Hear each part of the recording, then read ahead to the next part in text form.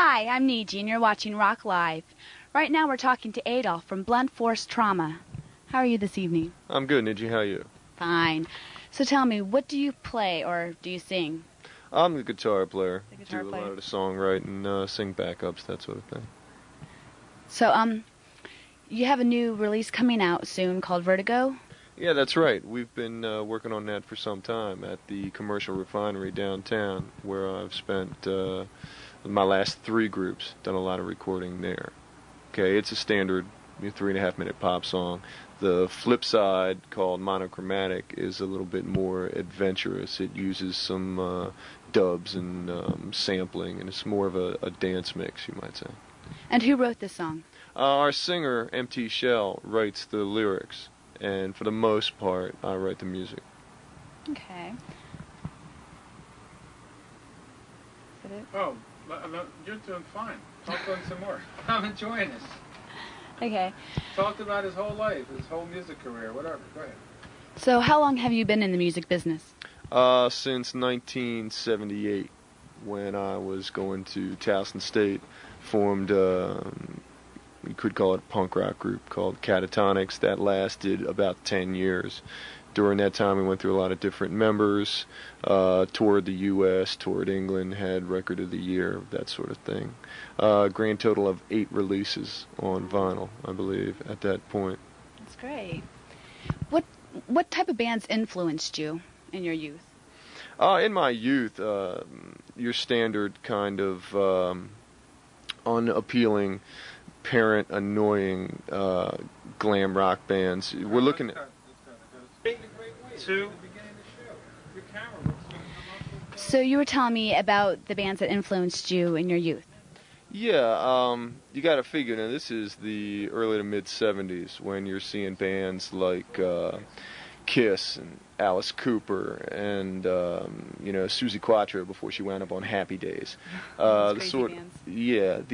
old kind of like glam rock, basically threatening to hippies, that sort of thing. You'd see on Don Kirshner, Midnight Special, that sort of thing.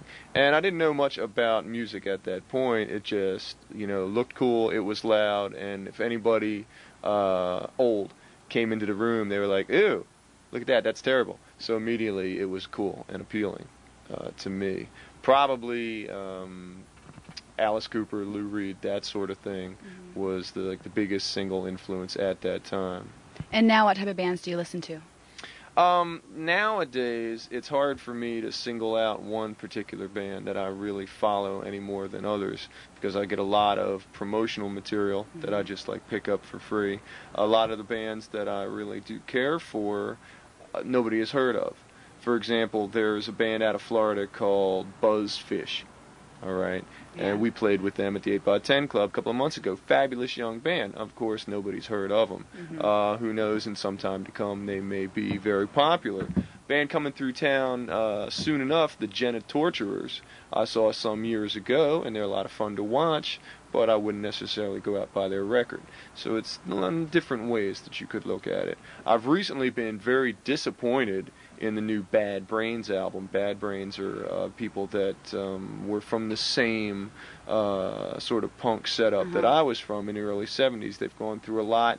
They've had a very large record deal now with Epic, but it's one hand kind of washing the other, so they had to clean up their act a lot.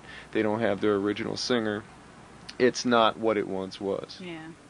How would you describe the music that you play now? That's a little bit difficult because people are always trying to categorize and pigeonhole a particular group. If all of your songs sound the same, then it's easy to say, oh, we're a metal band. We play alternative, that sort of thing. I would say we fit into this alternative nation, grunge hoo-ha, but it's not because we wear flannel shirts or anything. It's because we don't fit into the mainstream category. We don't sound like Bon Jovi. We don't rap. We don't wear cowboy hats, that sort of thing.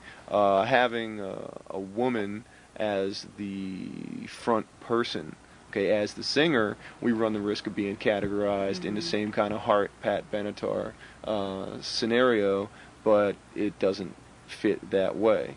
Okay, she does have a very fine voice. She also has half a dozen tattoos. So it's kind of a split screen right there. My drummer is standard rock and roll power drummer, but he also has roots in ethnic music, Latino background. Bass player is very versatile, fine musician, almost an art rocker, you might say.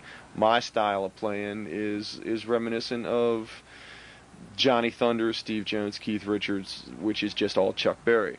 Okay, you throw it together and you get our group, which sounds like us. Okay, we're just a rock band, you could say. Do you like to experiment a lot with your sound? I do, but it annoys people, specifically people within the group. All right, because they're concerned with the songs. And if I make too much noise using my effects pedals, or I go off too long into a solo, that disrupts the flow. That disrupts, the group effort. Let me stop right there. I'm sorry. You're gonna have to hold that mic a lot closer. Okay. Yeah. Okay. I'll just lean in. 2, 1. Do you guys ever get together to just jam and see what comes up? Frequently we jam, but our schedule of practicing is such that we usually take certain days or weeks at a time to throw together new material. We're not really prone to jamming as far as just improvisation goes. If somebody has riffs, somebody has songs already written, we put them together. It sounds strange, but the bulk of our experimentation comes in the studio. I know most people would say you have to have everything solid before you go into the studio, but we like to go in there, mess around, throw some things, change different mixes, etc., and see what we come up with then. Are you playing out a lot lately? Yeah, we are. We're playing out more so now than ever before, and it's kind of as a result of experimenting here. We've broken out of the regular scene. There's a handful of clubs where our music is welcome. All right, or acceptable. But as a result, you're fighting a lot of the other bands that are on the scene and any band that might be on tour. So recently we've gone to clubs that we wouldn't necessarily think want us to play. And we've been doing pretty well with that. So where have you been playing lately? We've been playing in Fells Point a lot. We were just at E.J. Bugs last night. We'll be there again Sunday. We're at a club in Dundalk, which is my hometown, called the Old Mill. We'll be there Saturday. We're back at the 8x10, which is one of our mainstays, toward the end of the month, I think the 26th. That's a Sunday. Then we're down at the 15-Minute Club in Washington, D.C., sometime in October, but the date escapes me. I think it's a Wednesday night. So you grew up in Dundalk? Oh, yeah. In fact, everybody in the group is from Dundalk, and we're proud of that. So what was growing up like? What was growing up like? It's really normal. People from the surrounding area, Towson or Pikesville or elsewhere, think that Dundalk is full of drunken louts with crew cuts who carry chains, and that's true to some extent.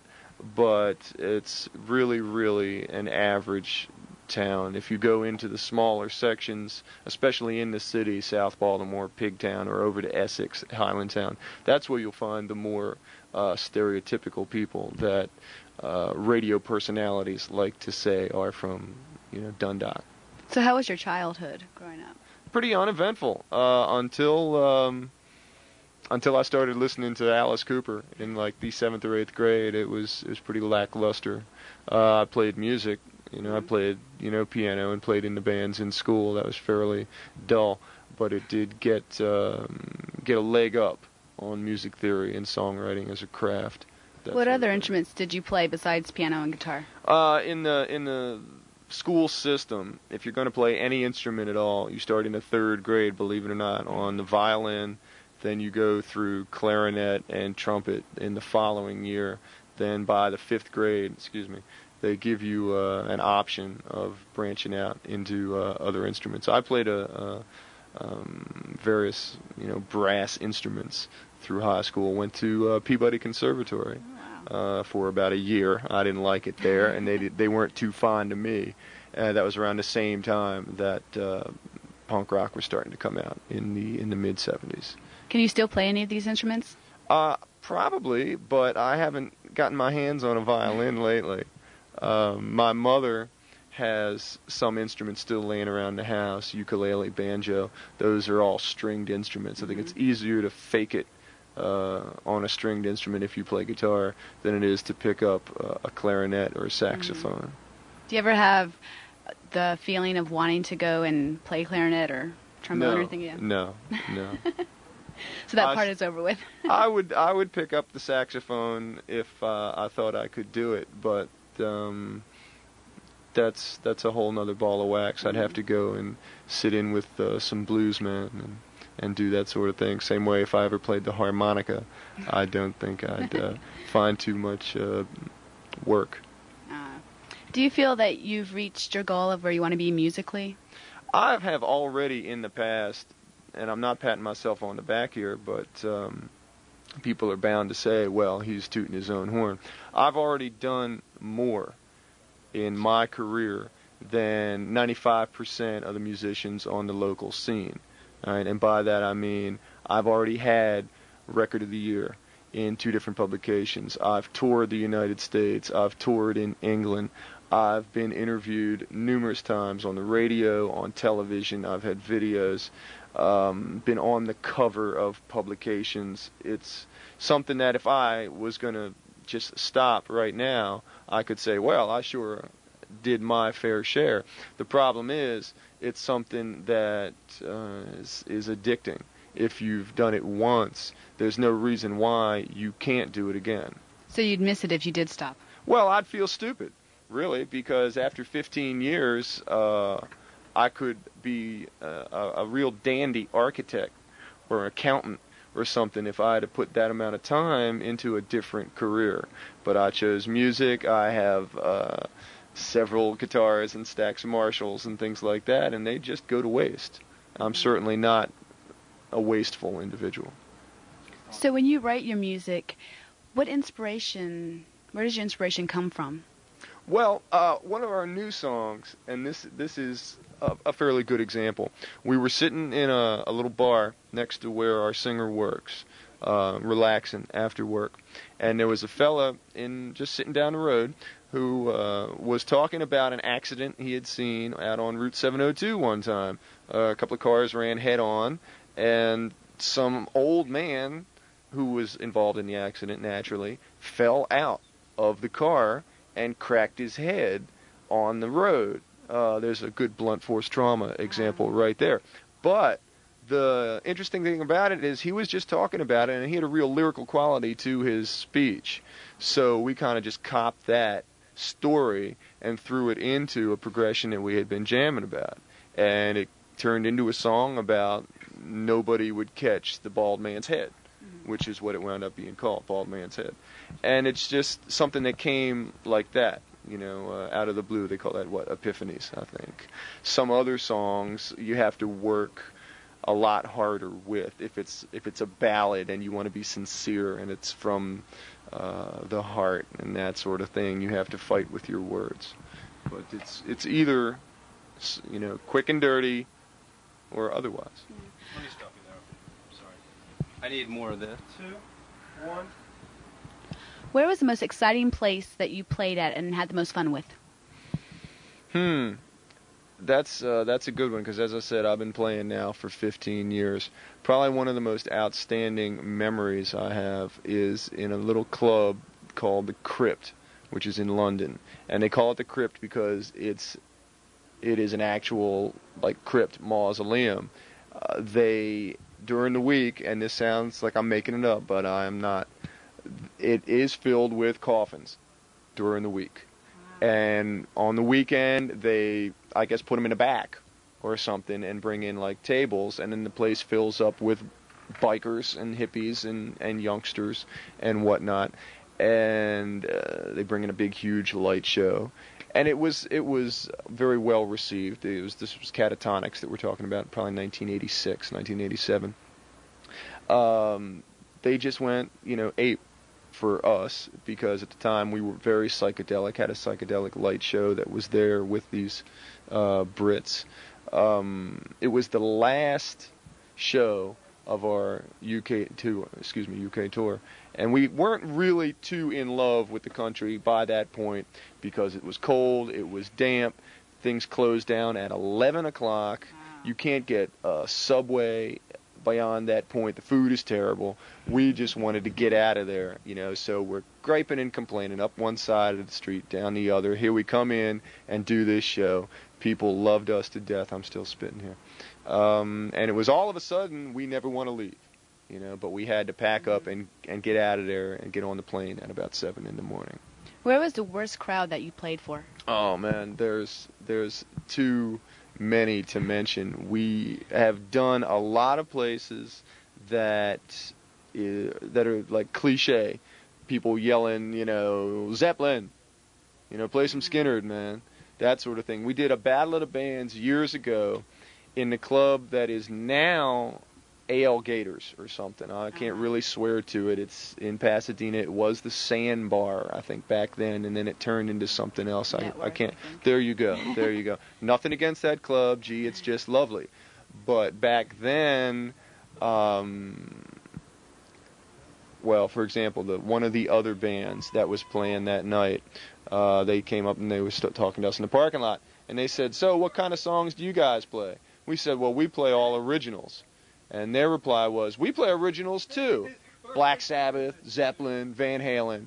So that gave you the idea of what they were all about. We were pretty much escorted out of that club.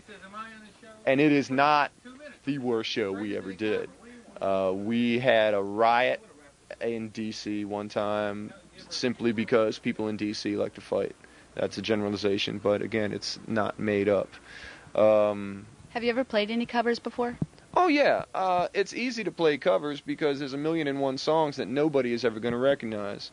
Nowadays, the crowd might be a little bit more hip than before, so if you trot out a song by Iggy Pop, they might be able to say, "Oh, I know that song." One time we were doing a song by an L.A. band called the Weirdos, and the Weirdos drummer's brother happened to be in Baltimore, and he recognized that. But that's usually not the case. If you play the Stones, people know the Stones. But if you play Radio Birdman, not too many people are going to recognize that. Right now, Blunt Force Trauma plays, I think, a grand total of 3 covers. One by The Damned, one by The Misfits. Again, these bands, people say who? And one by Soundgarden, just in case people decide to get unruly and demand to hear something from the Headbangers Ball. How many originals do you have? About 3 dozen, which, breaking into minutes, I guess, is a couple of hours. Okay. Well, thank you for your time. Hey, thank you. It was very interesting interviewing you. Well, it was fun watching you do so. And this is Niji with Adolf from Blunt Force Trauma.